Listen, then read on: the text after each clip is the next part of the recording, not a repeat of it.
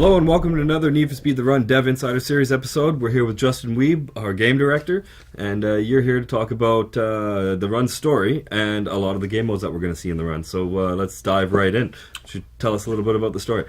Okay, so our main character, Jack Rourke, he's going to get in a little bit of trouble at the beginning of the game. We're not exactly revealing what he did. Let's just say his life changes with the flip of a card. Gives you a hint. Yeah. And what happens is he owes a lot of money to the wrong kind of people, and the game starts off with him in a lot of trouble with these guys. I don't want to give away the exact opening scene. It's awesome, though. Yeah. It's a little different. It's not your classic Need for Speed by any means. And we just wanted to kind of wake you up and say, wow, this is different. This is different than what you've played in Need for Speed before. It's a little darker. And what Jack does is he has to get away from the problem that he's in to start the game. And he meets up with his contact. Her name is Sam. And she's basically going to hook him up with a way to sort of clear his name, get the cash he needs to get out of trouble. So this game really is, it's about the run, a race from San Francisco to New York for some pretty serious money, but it's also a race to save his life in a way, because she has contacts that can pay off these guys that he's in trouble with, and he can basically buy his freedom. So his motivation to win the story is pretty dire. Yeah. And if you've seen a lot of our coverage in E3 or Gamescom, things like that, you'll see that the things that he has to do to win the run are pretty crazy. Oh yeah, for sure. So I mean, a good hint is the Independence Pass level, where it's more of a survival mode than it is a race. Whereas you have what you saw in Chicago, which is another sort of survivor. But then we have Desert Hills, where you're trying to pass 10 opponents. Maybe you talk about a little bit about the different scenarios that we're going to go on, the different modes that we're going to have to run in the run. Yeah, I mean, at its core, the run is a race. Yeah. It's a huge race. It's 250 plus opponents all trying to beat this thing. So the entire career is one huge race. So what we had to do creatively is, finding out if you won or lost in the last, 10 minutes of the run wasn't going to be exciting. So we decided to break it up into smaller, digestible bites by kind of introducing a pace mechanic where you need to pass, 10 people in Desert Hills, for example, in order to maintain pace and try to just gain ground inch by inch, level by level, as you're working your way through the run. So that allowed us to, creatively say, okay, well, yes, there are a series of sprint races, and we vary up the requirements based on the location that you're in, the circumstance. So, if you're in a twisty canyon, the battle can be just trying to get past one or two guys, and they're just not going to let go of their position, right? You don't need a full grid of like 8 opponents, and you don't need them to start, all, single file, one after the other. But then you look at the other extreme, like highway, if you're just on an interstate, you're going flat out, you're going as fast as you can. That's a great place to, target more opponents to pass, whether it's 8, 10, 12 guys. So we're trying to mix it up based on where you're at in the run, how far ahead are you in the run based on your circumstances, you know, things that you've mentioned, like evading avalanches and things like that. Those obviously will be followed up with, okay, now we got to make up some ground, so we got to pass a lot of guys to try to get back in the run. Cool. So pretty always moving forward. It's a very kind of linear path. Maybe talk about a little bit about the survival mode and those sort of scenarios that you're going to get yourself into.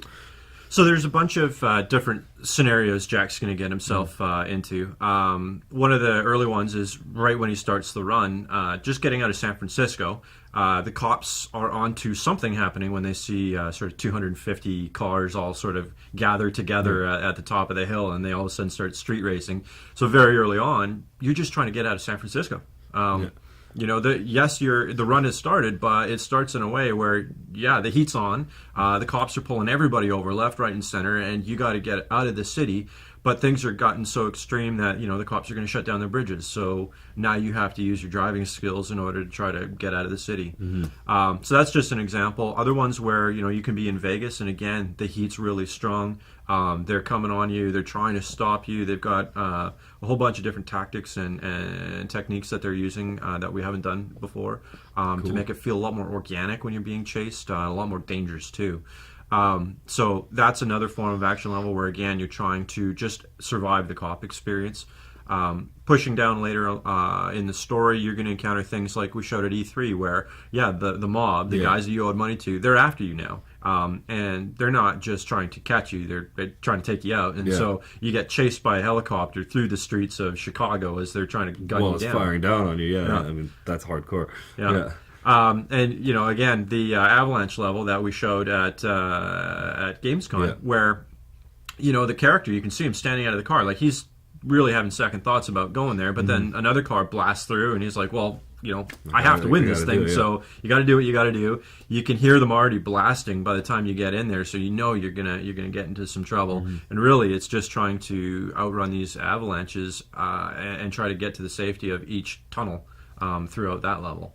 So, I mean, if you stack it all up as you're playing through the run, there's a large chunk of it is straight up racing, as we discussed, but then there's these incredible circumstances and odds that Jack has to try to get through in order to win the run. Cool.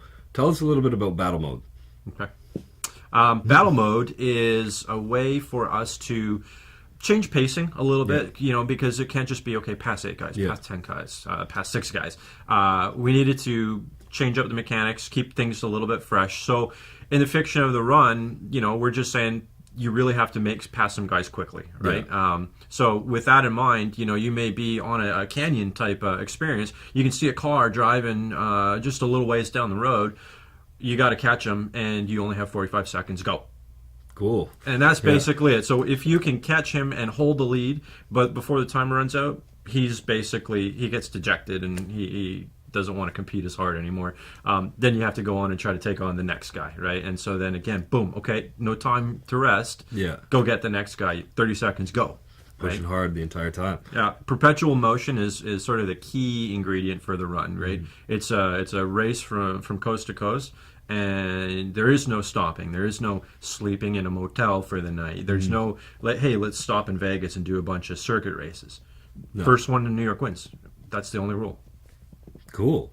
Well, I can't wait for everybody to come in and get their hands on it and check out some of the stuff that we got in store, because we're lucky enough, we got builds, we've been playing, we've seen it all, so we can't wait for you guys to see it. Justin, thanks for coming by and chatting with us. It was awesome, and see you guys next time.